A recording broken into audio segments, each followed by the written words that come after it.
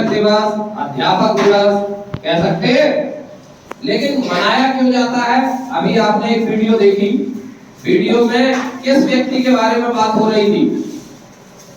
हाँ भाई, किस व्यक्ति के बारे में बात हो रही थी, कोई बताएगा? बोलो। हाँ,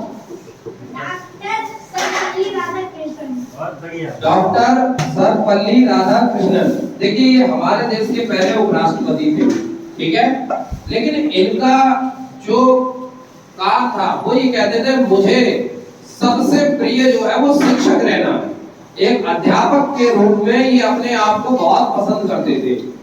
और होता क्या है, एक बार इनके कुछ शिक्षक बच्चे इनके पास जाते हैं, बोलते हैं कि आपका सर हम आज बर्थडे बनाएंगे। क्या बनाएंगे? सबके बर्थडे बनते हैं। किसके बर्थडे मनाए जाते हैं? अच्छा, तो इनके बर्थडे मनाने के लिए इनके बच्चे या छात्र इनके पास पहुंच गए। आज नीचे करेंगे, हम पहुंच गए।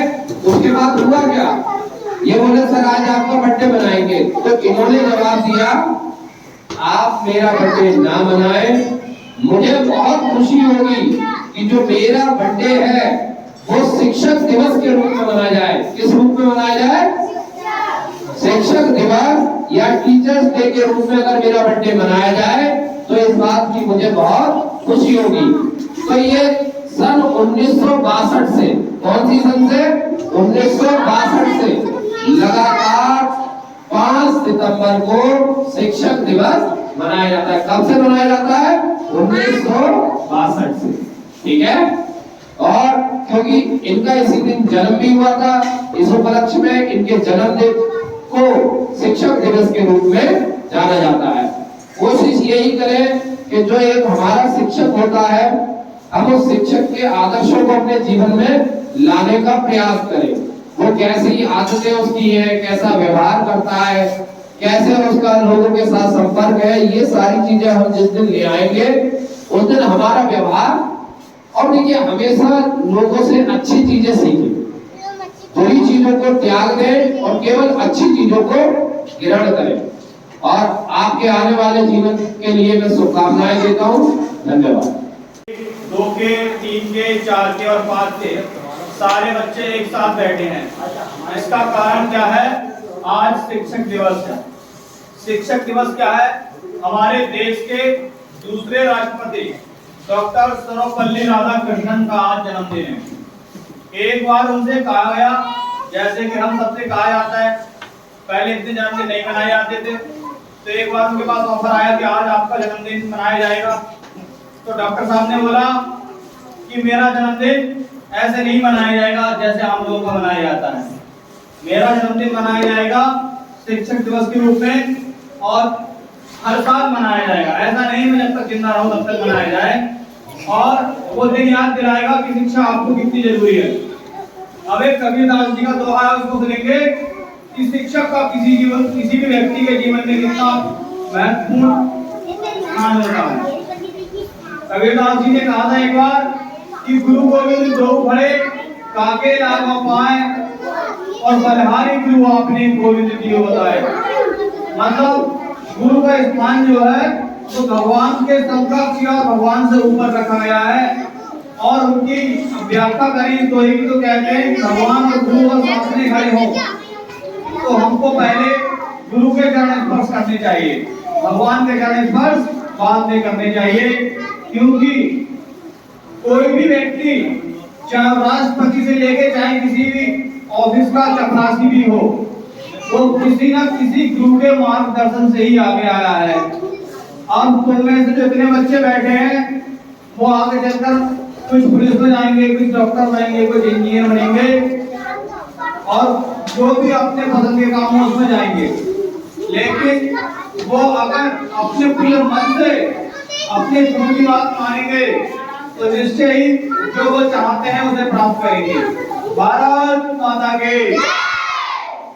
कॉलेज से शिक्षा प्राप्त की। वे बचपन से ही एक मेधावी छात्र थे। 12 वर्षों के अध्ययन काल में राधाकृष्णन ने बाइबल के महत्वपूर्ण अंश भी याद कर लिए। इसके लिए उन्हें विशिष्ट योग्यता का सम्मान प्रदान किया गया। इस उम्र में उन्होंने वीर सावरकर और स्वामी विवेकानंद का भी अध्ययन किया। उन्होंने 1902 में मैट्रिक स्तर की परीक्षा उत्तीर्ण की और उन्हें छात्रवृत्ति भी प्राप्त हुई। इसके बाद उन्होंने 1904 में कला संकाय परीक्षा प्रथम श्रेणी में उत्तीर्ण की। उन्हें मनोविज्ञान, इतिहास और गणित विषय में विशेष योग्यता की टिप्पणी भी उच्च प्राप्तांकों के कारण मिली। इसके अलावा क्रिश्चियन कॉलेज मद्रास में उन्हें छात्रवृत्ति भी दी। दर्शन शास्त्र में एमए करने के पश्चात 1916 में वे मद्रास रेजिडेंसी कॉलेज में सहायक प्राध्यापक नियुक्त हुए। डॉक्टर राधाकृष्णन ने अपने लेखों और भाषणों के माध्यम से विश्व को भारतीय दर्शन शास्त्र से परिचित कराया। सारे विश्व में उनके लेखों की प्रशंसा की गई। उस समय मद्रास के ब्राह्मण परिवारों में कम उम्र में ही शादी संपन्न हो जाती थी और राधाकृष्णन भी उसके अपवाद नहीं रहे।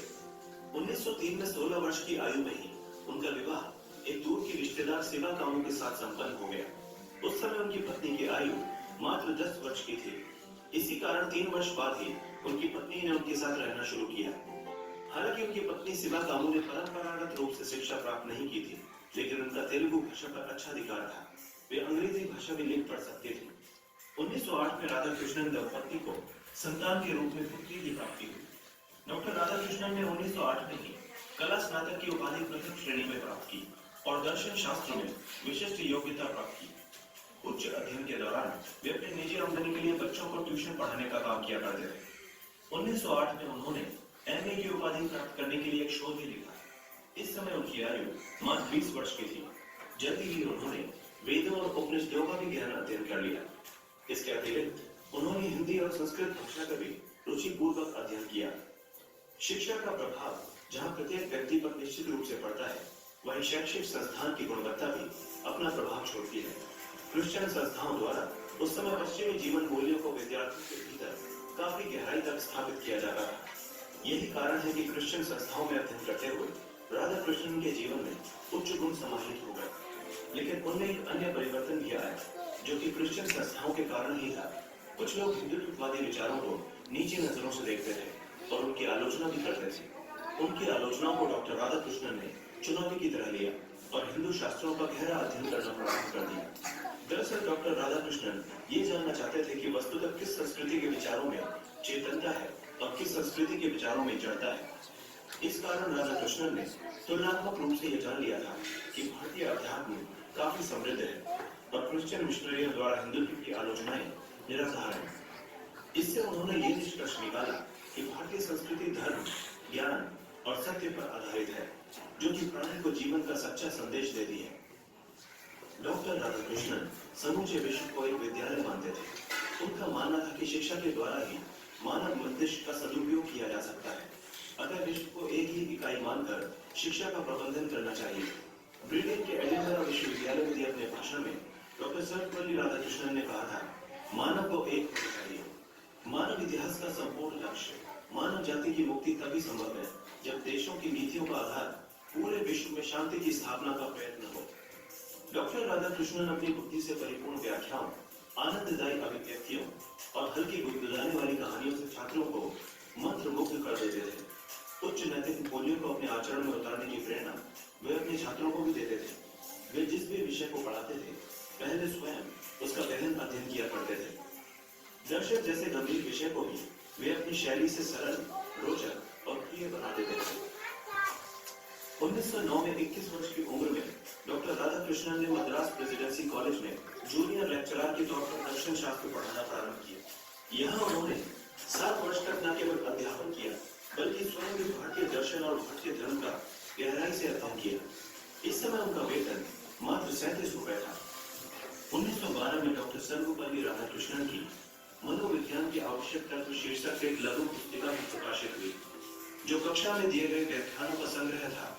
इस पुस्तिका के द्वारा उनकी ये योग्यता प्रमाणित हुई कि प्रत्येक पद की व्याख्या करने के लिए उनके पास शब्दों का अतुल्य भंडार तो है ही, उनकी स्मरण शक्ति भी अत्यंत विलक्षण है। जब डॉक्टर राधाकृष्णन यूरोप व अमेरिका प्रवास से पुनः भारत लौटे, तो यहाँ के विभिन्न विश्वविद्यालयों ने उन्हें मानद उपाधियां प्रदान कर उनकी विद्वत्ता का सम्मान किया। 1928 की सर्दियों में इनकी प्रथम मुलाकात पंडित जवाहरलाल नेहरू से उस समय हुई, जब वे कांग्रेस पार्टी के वार्षिक अधिवेशन में सम्मिलित होने के लिए कलकत्ता आए हुए थे। हालांकि सर्वपल्ली राधाकृष्णन भारतीय शैक्षिक सेवा के सदस्य होने के नाते किसी भी राजनीतिक संस्करण में हिस्सेदारी नहीं ले सकते, लेकिन फिर भी उन्होंने इस नियम की कोई भाषण दिया। 1929 में इन्हें लेक्चर देने के लिए मैनचेस्टर यूनिवर्सिटी द्वारा आमंत्रित किया गया। इन्होंने मैनचेस्टर व लंदन में कई लेक्चर दिए। इनकी शिक्षा संबंधी उपलब्धियों के दायरे में कई संस्थानिक सेवा कार्यों को देखा जा सकता है। जैसे ये सन 1931 से 36 तक आंध्र विश्वविद्यालय के वाइस चांसलर रहे। ऑक्सफोर्ड विश्वविद्यालय में 1936 से 1952 तक प्राध्यापक रहे। कलकत्ता विश्वविद्यालय के अंतर्गत आने वाले जॉर्ज पंचम कॉलेज के प्रोफेसर के रूप में 1937 से 1941 तक कार्य किया। सन 1939 से 1948 तक काशी हिंदू विश्वविद्यालय के चांसलर रहे। 1953 से 1962 तक दिल्ली विश्वविद्यालय के चांसलर रहे। 1946 में यूनेस्को में भारतीय प्रतिनिधि